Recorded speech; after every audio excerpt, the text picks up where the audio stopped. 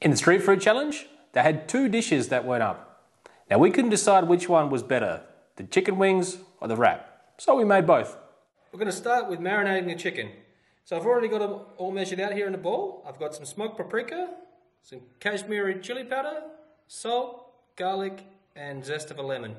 Alright, in here I've got some cumin seeds and some peppercorns. I've just toasted off lightly in a pan. Now I'm going to put it in my mortar and pestle. I'm just going to grind it up lightly. You see? Crushed it up lightly. Just going to add that to the bowl. And here, I've got some olive oil. I'm just going to pour that in. And then we'll just mix all that till it's all combined. Okay, once you've got it all mixed in, I've got some boneless thighs here. Now I cut the bones out myself and I've left the skin on. You could also take the skin off. But I'm choosing to leave it on. So we're just going to plop the chicken straight in. We'll get all that mixed in. Alright, once you've got it all mixed in, we're just going to nestle it all in, make sure it's all submerged. And we're just going to let that sit in the fridge for about an hour.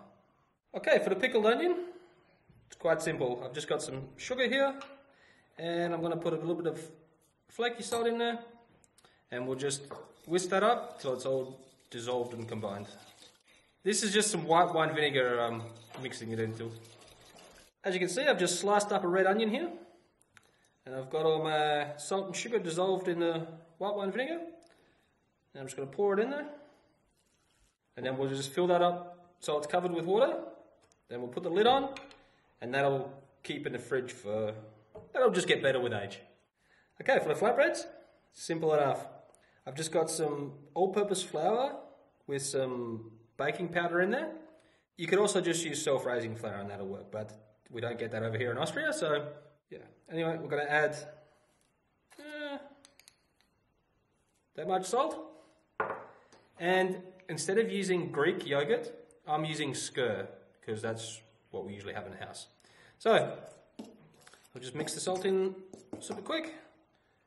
And we'll add the yogurt or the skyr. And then I'll start mixing this in with a fork. And then once I've got it all combined, then we'll turn it out and we'll start kneading it with our hand.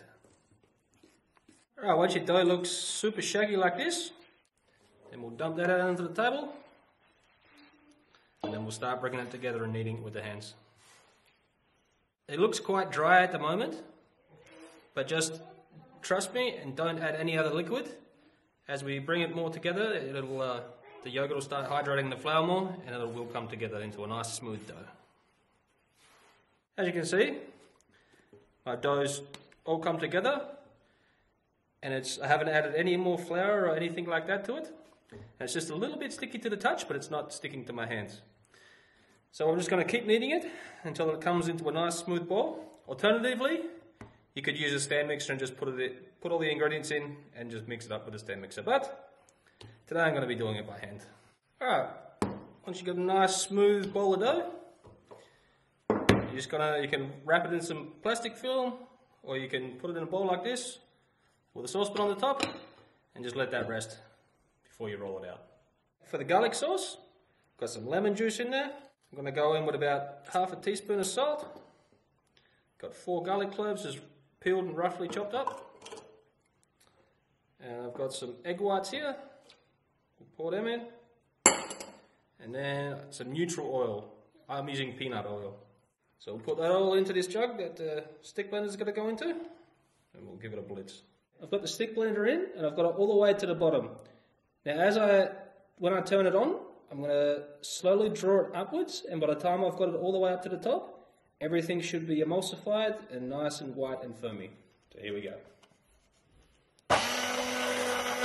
Actually, I made a mistake. I'm going to leave it in the bottom there for a minute just to blend up the garlic and then we'll start drawing it up. Right, as you can see, it's nice and thick and creamy. So I'm just going to give it a taste. And that's about perfect. I've already divided the flatbreads up into 6 equal parts. Now, this is completely up to you how big or how small you want your dough balls. But I divided the amount that I used into 6. And I think that's going to be the right amount. I've got some flour just on standby in case I need it while I roll this out. Okay, the trick to rolling it out is to already start with a ball that's in a circle. and that'll make it much easier to get a proper shape so it's not all oblong or, all weird in the final product. So I'm just going to flatten it out with my hand and then just start rolling it. And every little turn, I'm going to go from the middle to the top and then from the middle down. And then every time I do that, I'm going to give it a quarter turn. I'm just going to keep going around like that until I've got my desired size. So as you can see, I've got a nice little round flatbread here. So if I was doing a lot of these, I wouldn't stack them up on top of each other how I'm going to do. But I'm going to make sure there's got plenty of flour on the top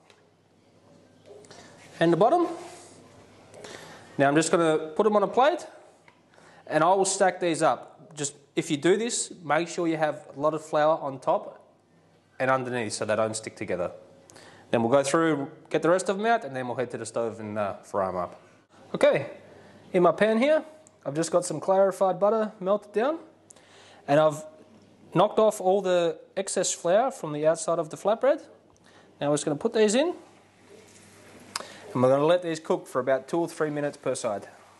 Okay, once you're starting to get some bubbles on the top like that, just give it a little look underneath, and if it looks like that, just flip it over and let it cook on the other side. For another minute or so, you have a little look. If it's nice and charred like that, you just want to take it out the pan, put it on a clean towel, and then cook the rest of them. So as you can see, taking the chicken out the fridge. Now I'm going to cook this on my barbecue.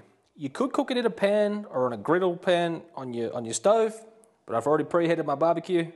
So we're going to go out there. Now it is dark out there, so we'll film the best we can, but yeah, we'll go out there and get it cooked up. We're going to go skin side down on the barbecue when we do go out. So we'll put the skin side down first, and then we'll hopefully get that crispened up when we cook it.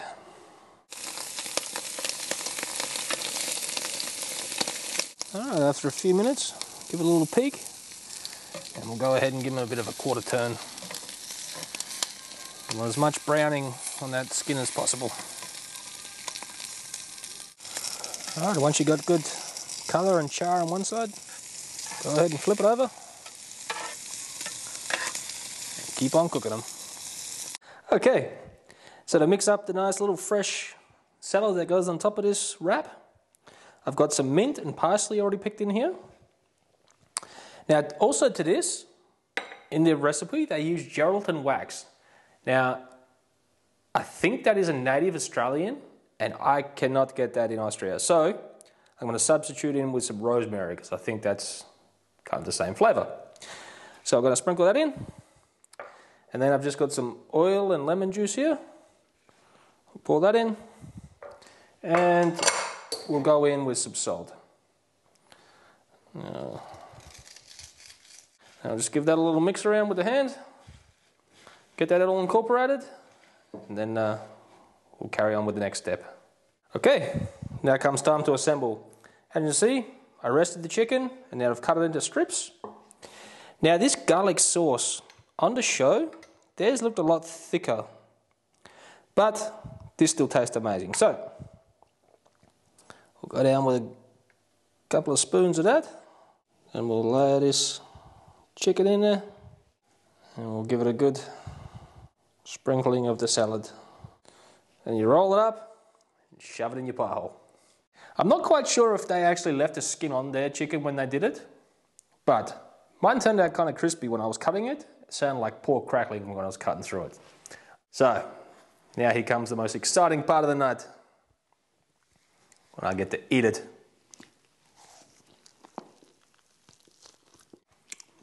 I have to try it again just to make sure I know what I'm tasting here.